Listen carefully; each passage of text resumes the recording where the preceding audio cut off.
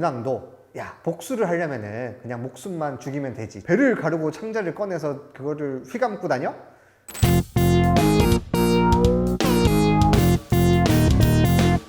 이번 사건은 사람을 죽이고 창자를 꺼내버린 사건이에요. 정조 11년 1787년에 일어난 사건입니다. 윤항이라는 사람이 사람의 창자, 내장을 몸에 두르고 관아에 와서 자수를 했습니다. 내 아비를 죽인 원수를 내가 죽였습니다. 이 창자는 내 아비를 죽인 원수의 창자입니다. 현감 사또가 깜짝 놀라가지고 시체를 찾아갑니다. 검시를 하러 가죠. 시체를 검시를 해봤더니 식도와 기도부터 일단 귓볼이 찢어져 있었고 배도 쫙 갈라져 있어가지고 이 창자가 이 시체에서 나온 창자인 거는 거의 100% 확실했어요. 이제 윤항이라는 사람을 신문을 합니다. 이 사건의 전말은 쉽게 밝혀져요. 이 사건을 저지른 거는 3명이었어요.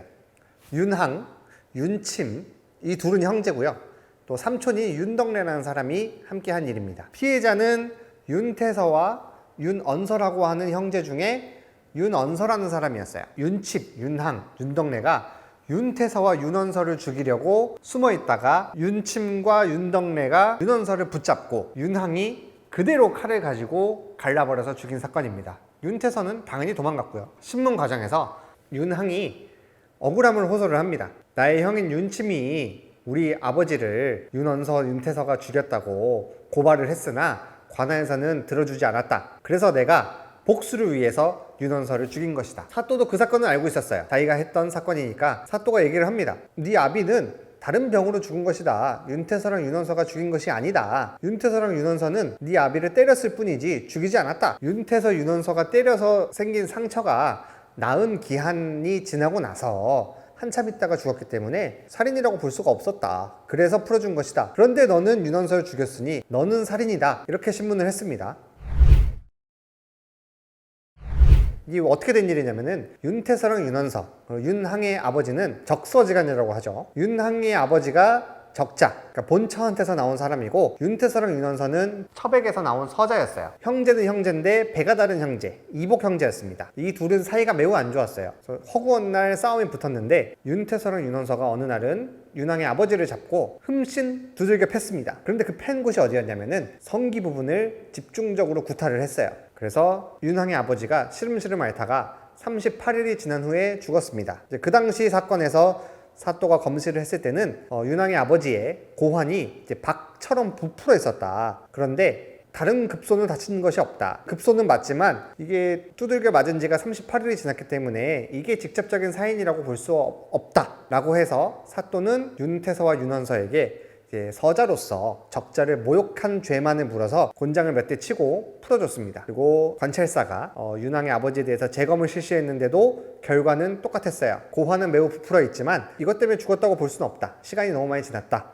다 나았을 기간인 것 같다. 그래서 윤항의 아버지는 이 윤태서, 윤언서의 구타로 인해서 죽은 게 아니라 다른 병으로 죽은 것 같다 라고 해서 사건을 종결시켰습니다. 근데 이게 어느 날 갑자기 두들겨 맞아서 아버지가 돌아가셨는데 매우 억울하잖아요. 그래서 이 윤항과 윤침의 할아버지도 그 화병으로 돌아가시고 윤항과 윤침의 어머니도 화병으로 돌아가셨습니다. 그래서 졸지간에 이 윤항과 윤침 형제는 아버지도 돌아가시고 어머니도 돌아가시고 할아버지도 돌아가시고 줄초상을 치른 거예요. 그래서 충분히 화가 났겠죠. 그래서 이 윤항의 살인 사건에 대해서 이제 관찰사가 형조에다가 보고를 올렸습니다. 윤항은 이 사람을 죽인 거는 자백하고 있는데 원수를 갚았다고 주장하고 있습니다. 그런데 윤항은 아빠의 죽음이 어떤 것 때문이다 라고 명확하게 얘기하지 못하고 있습니다. 윤항 아버지가 고환에 다친 것은 맞지만 만일 음경이나 고환이 손상이 있었다면 여기는 급소기 때문에 바로 죽었어야 되는데 38일이나 지나서 죽었습니다. 그래서 이것은 사망의 원인으로 절대 볼 수가 없습니다. 이게 첫 번째고요. 그리고 두 번째는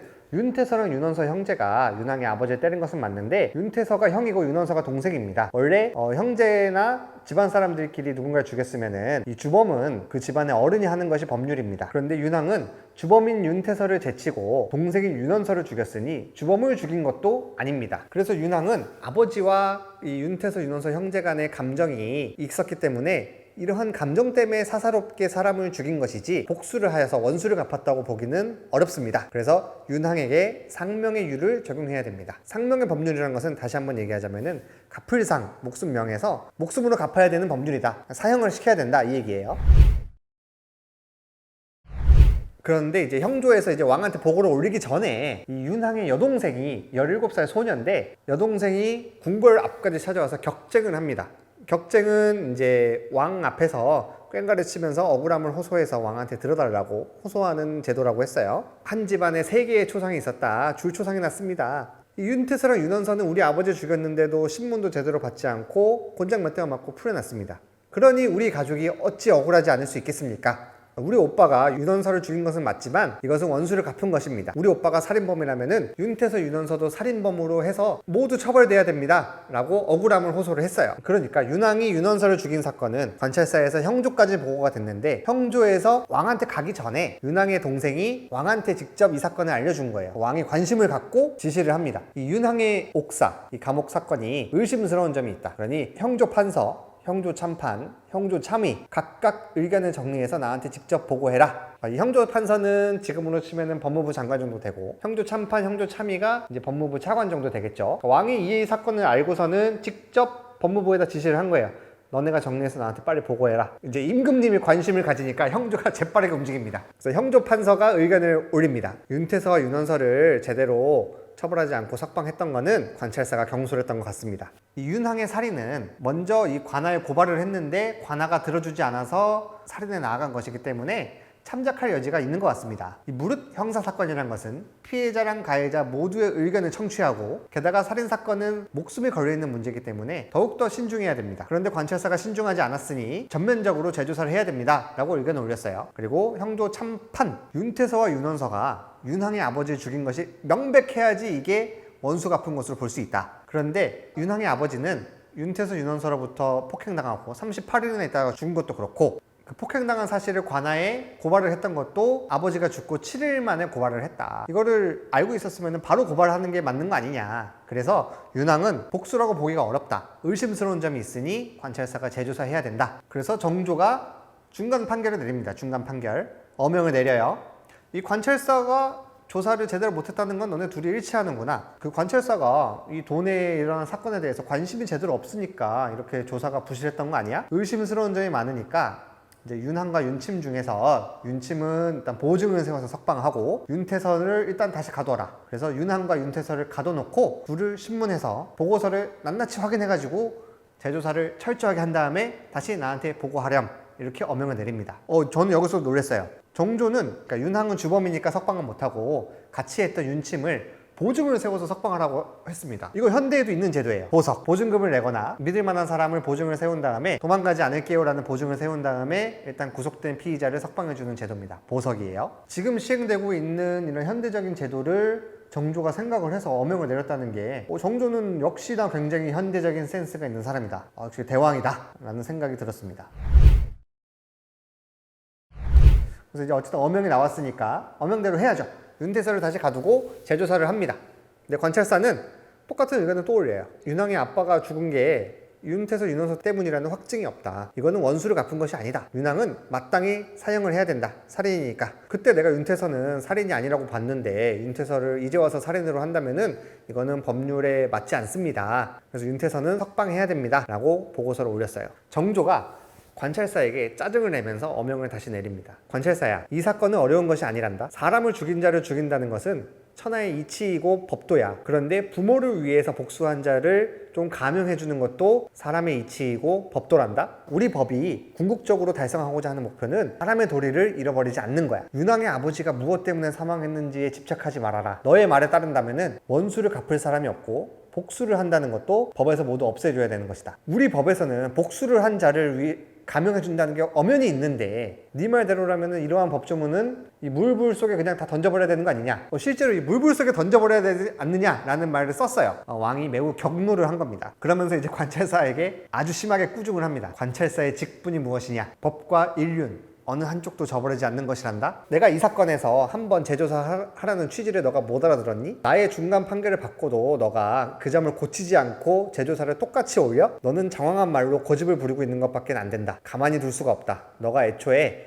윤왕의 아버지가 죽었을 때 검시를 제대로 안 한 잘못이 너무 큰 것 같다. 보자. 고환이 박처럼 부었다고 네가 쓰지 않았니? 고환은 급소잖아. 고환이 박처럼 부었다는 건 뭐야? 아주 심하게 다쳤다는 거잖아. 그렇게 네가 보고서를 올렸는데도 이게 급소에 다쳐서 죽은 게 아니라는 것은 도저히 말이 맞지 않는 것 같아. 자, 팔다리의 일부가 부러지거나 잘리거나 덧난 경우에 이게 치료가 돼서 사망 원인이 이 팔다리 잘린 게 아니다 라고 볼 때까지는 50일에서 60일이 걸리고, 또 어떤 사건에서는 음경과 고환이 잘린 사람이 200일 동안 치료해서 겨우 살아났다는 사건도 있었다. 이만큼 급소에 대해서 치료하는 기간은 이렇게 긴 것인데 윤왕의 아버지는 38일 만에 죽었지 않느냐. 이건 매우 빨리 사망한 것이란다. 다시 재조사를 해라 라고 내렸습니다. 자, 근데 우리의 관찰사 이렇게 어명으로 그렇게까지 혼났는데도 끝까지 의견은 굽히지 않아요. 자기는 이 윤왕의 아버지는 윤태서, 윤원서 때려서 죽인 게 아니고 그렇기 때문에 윤왕도 복수로 볼 수는 없다라는 거예요. 자, 이게 왜 쟁점이 되냐면은 사람을 죽이면 사형인데 이 대명률 당시 법에는 부모를 위해서 복수를 한 사람은 감형을 해주게 돼 있어요. 법조문이 엄연히 있기 때문에. 물론 지금 현대 시대에는 맞지는 않죠. 지금 우리 현대 시대에서는 복수는 절대적으로 금기하고 있습니다. 그래서 복수는 정당방위가 되지 않아요. 어쨌든 이 정조가 이 법률을 찝으면서 관찰사를 혼을 냈는데 관찰사가 또 똑같은 보고를 올렸습니다. 자기가 무조건 맞대요. 이제 정조가 극대노합니다. 이제 판결을 내리면서 어명을 내려요. 자, 이 사건에서 윤왕의 아버지를 처음으로 검시했던 그 사또 2명 내가 가만히 둘 수 없다. 그대로 두면은 내가 이 관찰사랑 얘네들 일시킨 게 의미가 없다. 이 사회의 풍속과 교화에 매우 어지러움이 클 것이니 얘네들 다 파직하고 구속해서 처벌해라. 이렇게 판결을 내립니다. 그리고 형조는 내가 지금부터 이 윤왕 사건 판결할 테니까 이거를 각 도에 공문으로 내려보내서 각 사또들 벽에다 걸고 이 사건을 교본으로 삼을 수 있게 하거라. 이렇게 내립니다. 그러면서 이제 판결을 내려요. 윤태서와 윤원서는 윤왕의 아버지를 죽인 것이 맞다. 고환을 그렇게 때려가지고 고환이 부어 있었으면은 38일이 지나도 그 고환의 상처로 인해서 죽은 게 맞다. 그러니까 이거는 살인이다. 그런데 이미 윤원서는 윤왕이 죽였으니까 어쨌든 한 목숨을 두 목숨으로 갚을 수는 없으니까 남아있는 윤태서는 곤장 100대에다가 유배를 3천리를 보내라.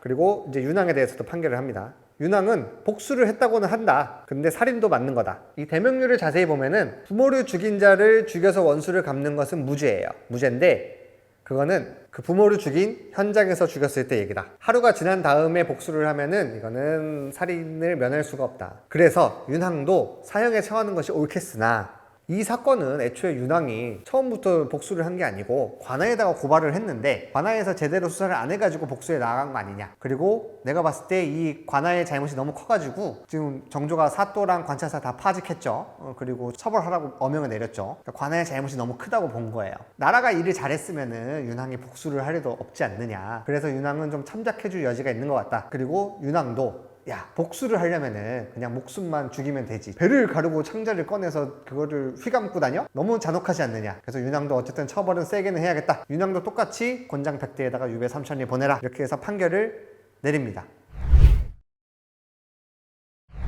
그래서 이 사건은 정조대왕이 치밀하게 논리적으로 기록들을 다 살펴서 꼼꼼하게 봐가지고 38일 만에 죽은 윤왕의 아버지가 윤태서, 윤원서의 폭행으로 죽은 것이라는 것을 인정했고, 그리고 윤왕에 대한 것도 이 복수의 정도를 정의를 해줬고요.